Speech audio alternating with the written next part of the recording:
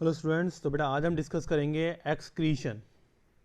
ठीक है, अब देखिए एक्सक्रीशन एक्चुअली में होता क्या है। The biological process involve in the removal of harmful nitrogenous material. ठीक है, बॉडी से जो हमारी बॉडी में जो हार्मफुल नाइट्रोजनस वेस्ट जो होता है उसका बाहर निकलना ही, ठीक है, या उसको बाहर निकालना, वो क्या कहलाता है? Excretion. Many unicellular organisms remove these waste by simple diffusion। जो मीन्स यूनिसेलुलर ऑर्गेनिज्म होते हैं, केवल एक सेल के बने, ठीक है, जैसे बैक्टीरिया है, ठीक है। तो इस टाइप के जो एनिमल होते ऑर्गेनिज्म होते हैं वो अपनी बॉडी से किसी भी वेस्ट को जैसे बाहर निकालते हैं तो किसके थ्रू निकालते हैं? सिंपल डिफ्यूज़न के थ्रू। जैसे अमीबा है, ठीक है, अमीबा जो होता है वो अपनी बॉडी से नाइट्रोजन वेस्ट को बाहर निकालेगा किस प्रोसेस के थ्रू? सिंपल डिफ्यूजन के through. Multicellular organism need specialised organ to perform this function. लेकिन मल्टी सेलुलर ऑर्गेनिज्म में एक्सक्रीशन के लिए एक पर्टिकुलर ऑर्गन होता है, ठीक है। नेक्स्ट है इसमें एक्सक्रीशन इन ह्यूमन बीइंग। तो देखिए एक्सक्रीशन इन ह्यूमन बीइंग में तो कौन कौन से पार्ट इन्वॉल्व होते हैं एक्सक्रीशन के लिए, वो देखिए। The excretory system includes, first है उसमें अ पेयर ऑफ किडनी। तो बेटा दो किडनियां होती हैं, एक लेफ्ट में और एक राइट में। अ पेयर ऑफ यूरेटर, और बेटा दो ही यूरेटर होते हैं जो किडनी से जुड़े हुए होते हैं दोनों से। थर्ड है हमारा यूरिनरी ब्लैडर। यूरिनरी ब्लैडर होता है जो दोनों यूरेटर जो होते हैं उसमें आके जुड़ते हैं। और फिर लास्ट में होता है यूरिथ्रा, जिसके थ्रू जो नाइट्रोजनस वेस्ट होता है वो बॉडी से बाहर जाता है। अब देखिए बेटा ये डायग्राम में किडनी का जो दिखाई दे रहा है आप लोगों को, इसमें क्या है, एक लेफ्ट में है एक राइट में है, ठीक है। जो राइट वाली किडनी है वो थोड़ा सा क्या है, नीचे की तरफ होती है, लेकिन जो लेफ्ट वाली किडनी है वो ऊपर की तरफ होती है। उसका रीज़न है लेफ्ट वाली किडनी के नीचे का, क्योंकि बेटा राइट साइड में क्या होता है, लिवर प्रेजेंट होता है, ठीक है। लिवर की वजह से किडनी जो होती है वो थोड़ा सा नीचे की तरफ होती है, ठीक है। अब देखिए किडनी से क्या है, ये क्या है हमारा यूरेटर, ठीक है। तो यूरेटर की वजह से क्या होता है, जो फिल्ट्रेशन होता है वो सारा कहाँ आता है? यूरेटर के थ्रू यूरिनरी ब्लैडर में, ठीक है। और यूरिनरी ब्लैडर के बाद ये कहाँ आता है? इस यूरिथ्रा के अंदर, और यूरिथ्रा से सीधा बॉडी से बाहर निकल जाता है। इसके बाद आते हैं स्ट्रक्चर ऑफ एक्सक्रीटरी सिस्टम। अब देखिए kidney are located in the abdomen on either side of backbone. Each kidney has many nephron. याद रखना यूनिट ऑफ एक्सक्रीटरी सिस्टम या यूनिट ऑफ एक्सक्रीटरी, ठीक है, वो क्या होती है? यूनिट जो होती है वो क्या होती है? नेफ्रॉन होती है। याद रखना इस चीज को।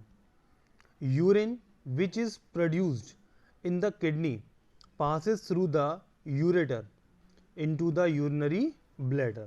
जो यूरिन जो होता है वो किडनी से यूरिनरी ब्लैडर में जो आता है वो किसके थ्रू पास होता है? यूरेटर के थ्रू, ठीक है। अब देखिए जो ब्लू कलर का जो दिखाई दे रहा है, ये ब्लू कलर की क्या है? इसमें वेन है, ठीक है। और रेड कलर की क्या है? इसमें आर्टरी है, जिनको हम क्या बोलते हैं? रीनल वेन और रीनल आर्टरी। इसके बाद आता है स्ट्रक्चर ऑफ द नेफ्रॉन। तो बेटा नेफ्रॉन के स्ट्रक्चर में हमारे 3 पार्ट होते हैं। फर्स्ट होता है renal capsule, second renal tubules, and third होता है हमारा कलेक्टिंग डक्ट। अब देखिए यहाँ पर शुरुआत जो होती है वो कहाँ से होती है? हमारी ग्लोमेरुलस से, ठीक है। ये क्या करता है? कलेक्ट करता है, ठीक है। और किस में जाता है ये? बोमन कैप्सूल में। ये जो ब्लू कलर का जो दिखाई दे रहा है आपको, ये क्या होता है? बोमन कैप्सूल बोलते हैं इसको, ठीक है। यहाँ लिखा हुआ ना ग्लोमेरुलर कैप्सूल, इसको बोमन कैप्सूल भी बोलते हैं। इसके बाद ये कहाँ पर आता है? प्रॉक्सिमल कॉन्वोलेटेड ट्यूब्यूल्स में, इसकी शॉर्ट में बोलते हैं इसको पीसीटी, ठीक है। यहाँ से आने के बाद अब इसमें वाटर जो होता है वो यहाँ से रीएब्जॉर्ब कर लिया जाता है, ठीक है। इसके बाद ये आता है हमारा लूप ऑफ नेफ्रॉन, या इसको हेनले लूप भी बोलते हैं, ठीक है। लूप ऑफ नेफ्रॉन को क्या बोला जाता है? Henle loop. यहाँ से जो होता है यूरिन फिल्टर होने के बाद वो आता है किसमें, डिस्टल कॉन्वोलेटेड ट्यूब्यूल्स में, इसको क्या बोलते हैं शॉर्ट में, डीसीटी। ठीक है, और डीसीटी के बाद ये आता है कहाँ पर, कलेक्टिंग डक्ट में, और कलेक्टिंग डक्ट में आने के बाद जो वेस्ट मटेरियल होता है वो दोबारा से कहाँ चला जाता है, वो रीनल पेल्विस में, और रीनल पेल्विस में जाने के बाद फिर ये सीधे बॉडी से बाहर चला जाता है यूरिथ्रा के थ्रू। ठीक है, अब सब देखिए, अब जैसे बॉडी के लिए कोई यूजफुल प्रोडक्ट है, ठीक है, या यूजफुल कोई मिनरल है, वो दोबारा से रीएब्जॉर्ब कर लिया जाता है। ठीक है, जिसको क्या बोलते हैं, ट्यूबुलर रीएब्जॉर्प्शन। ठीक है ना, इस चीज़ को याद रखना। तो ये सारी चीज़ें जो होती हैं बॉडी के लिए जो यूज़फुल होगा उसका रीएब्जॉर्प्शन हो जाता है, लेकिन जो बॉडी के लिए यूज़फुल नहीं है, ठीक है, और वेस्ट मटेरियल है, वो सारा का सारा कहाँ पर आ जाता है, कलेक्टिंग डक्ट में आ जाता है, और कलेक्टिंग डक्ट के बाद ये भेज दिया जाता है किसमें, रीनल पेल्विस में, और यहाँ से इसका सीधा यूरिथ्रा के थ्रू बॉडी से बाहर चला जाता है। अब देखिए, अब बात करते हैं रीनल कैप्सूल की। तो बेटा रीनल कैप्सूल में जो होते हैं, रीनल कैप्सूल मीन्स ये जो हमारा कैप्सूल था, तो यहाँ पर मेन जो स्ट्रक्चर था इसका वो था बोमन कैप्सूल। सेकंड क्या था, ग्लोमेरुलस। बोमन कैप्सूल जो है वो आउटर बॉडी है, ठीक है, और ग्लोमेरुलस ये क्या है हमारा इंटरनल स्ट्रक्चर। अब देखिए, Bowman capsule is the cup shaped end of the nephron that collect the filtrate urine, जो क्या करता है, केवल फिल्टर यूरिन को कलेक्ट करता है। Glomerulus is a cluster of very thin walled capillaries. तो ग्लोमेरुलस में क्या होती है, बहुत ही पतली क्या होती है, काफ़ी सारी कैपिलरीज होती हैं। Glomerulus is associated with the Bowman capsule, और ये ग्लोमेरुलस जो होता है ये किसके साथ जुड़ा रहता है, बोमन कैप्सूल के साथ। नेक्स्ट आता है इसमें रीनल ट्यूब्यूल्स। रीनल ट्यूब्यूल्स में अभी कितने पार्ट होते हैं इसके, 3 पार्ट होते हैं, means PCT, DCT and Henle loop. Proximal convoluted tubules, Henle loop and distal convoluted tubules. अब देखिए, यहाँ जो जितने भी ये थोड़ा सा ऑरेंज कलर का जो एरो बना हुआ है, बेटा यहाँ से क्या होता है, इसका रीएब्जॉर्प्शन हो रहा है। ठीक है, जितने भी आयंस हैं, अब देखिए अगर पूछा जाता है कि पीसीटी के थ्रू किसका रीएब्जॉर्प्शन होता है, तो आपको याद रहेगा कि इसके थ्रू क्या होता है, मीन्स सॉल्ट का, न्यूट्रिएंट, ठीक है, इनका क्या होता है, इसके थ्रू रीएब्जॉर्प्शन होता है। अगर पूछा जाए कि मीन्स डीसीडी के थ्रू किसका रीएब्जॉर्प्शन होता है, तो डीसीडी के थ्रू भी क्या होता है, सॉल्ट का एंड बाइकार्बोनेट का रीएब्जॉर्प्शन यहाँ से होता है, और आयंस का भी रीएब्जॉर्प्शन हमें देखने को मिलता है। ठीक है, अब देखिए, अब जो कलेक्टिंग डक्ट है, कलेक्टिंग डक्ट में आने के बाद इसमें क्या होता है कि यूरिया और जो वाटर होता है वो इसमें क्या होता है, मिक्सअप होता है, ठीक है, और यहाँ से कलेक्टिंग डक्ट में अगर कोई भी चीज़ आ जाती है तो जो भी आएगा वो क्या होगा, बॉडी के लिए वेस्ट प्रोडक्ट होगा, तो वो सारा का सारा क्या होता है, बाहर निकाल दिया जाता है।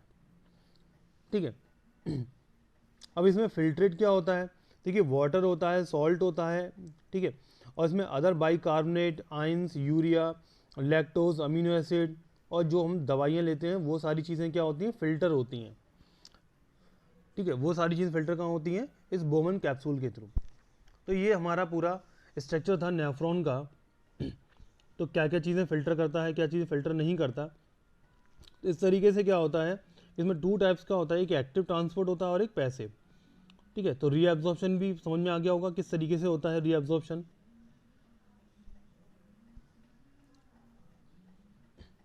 ये थोड़ा सा डिटेल स्ट्रक्चर है। अब यहाँ पर क्या है, जो पीसीटी है, प्रॉक्सिमल कॉन्वोलेटेड ट्यूब्यूल्स, अब देखिए reabsorption of water, ion and all organic nutrient का रीएब्जॉर्प्शन यहाँ पर होगा। अब जो डीसीटी है, secretion of ions, acid, drugs, toxin. ठीक है, अब देखिए रीएब्जॉर्प्शन किसका करता है, ये वाटर का, सोडियम आयंस का, कैल्शियम आयंस का, और जो हार्मोनल कंट्रोल भी होते हैं, ठीक है, उनका भी यहाँ पर क्या होता है, रीएब्जॉर्प्शन हो जाता है। ठीक है, अब देखिए, अब आता है हमारा loop of Henle. Loop of Henle में क्या होता है कि further reabsorption of water descending limbs. देखिए ये होता है हमारा एक यहाँ पर होता है असेंडिंग, एक होता है हमारा डिसेंडिंग। देखिए ये वाला जो है वो असेंडिंग है, और ये हमारा क्या है, डिसेंडिंग लिम्ब, इसका हेनले लूप का। अब देखिए both sodium and chloride ions, तो यहाँ पर क्या हो रहा है, इसका रीएब्जॉर्प्शन हो रहा है। अब देखिए, अगर पूछा जाता है कि डिसेंडिंग लिम्स के थ्रू किसका रीअब्जॉर्प्शन होता है, तो याद रखना किसका रीअब्जॉर्प्शन होता है, वाटर का। अगर पूछा जाए असेंडिंग लिम्स के थ्रू किसका रीअब्जॉर्प्शन होता है, तो असेंडिंग लिम्स के थ्रू रीअब्जॉर्प्शन किसका होता है, सोडियम एंड क्लोराइड का। लेकिन वाटर का रीअब्जॉर्प्शन किसके थ्रू होता है, ओनली डिसेंडिंग लिम्स के थ्रू। अब बात करें हम कलेक्टिंग डक्ट की, तो यहाँ पर भी क्या होता है, variable reabsorption of water and reabsorption और secretion of sodium, potassium, hydrogen and bicarbonates ions. और जो पैपिलरी डक्ट है ये क्या करती है, delivery of urine to minor calyx. तो यहाँ से क्या होता है कि सीधे बॉडी से सीधे बाहर सीक्रेशन कर दिया जाता है यूरिन का। ठीक है, अब देखिए जो हमारा ये बोमन कैप्सूल होता है, इसमें ग्लोमेरुलस के हमें 2 स्ट्रक्चर देखने को मिलते हैं। एक होता है हमारा एफिरेंट और एक होता है हमारा इफिरेंट। अब देखिए जो मीन्स एफिरेंट है उसके थ्रू क्या होती है, एंट्री होती है, और जो इफिरेंट है उसके थ्रू क्या होता है, एग्जिट होता है। ठीक है, इस चीज़ को याद रखना। ए मीन्स क्या है, यहाँ पर एंट्री देगा, और ई मीन्स क्या है, यहाँ पर एग्जिट देगा। ये जो भी हमारे वेस्ट प्रोडक्ट होते हैं उनका।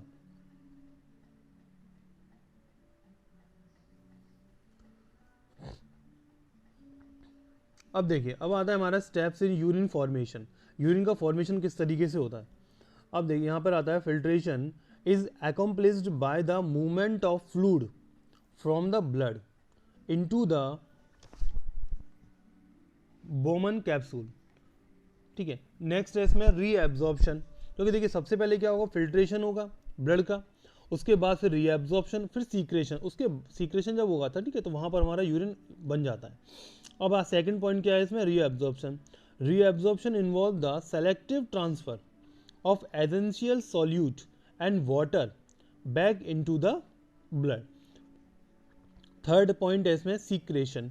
Secretion involve the movement of waste from the blood into the nephron. ठीक है, अब आता है हमारा नेक्स्ट है एक्सक्रीशन इन प्लांट। तो देखिए एक्सक्रीशन इन प्लांट में क्या होता है कि plant excrete excess water bye transpiration.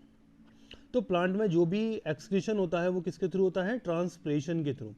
Oxygen which is to be waste product generated during the photosynthesis comes out through the stomata। Oxygen का जो ट्रांसपोर्ट होता है, ठीक है, वो किसके थ्रू होता है, स्टोमेटा के through. Waste product may be stored in leaves that fall of.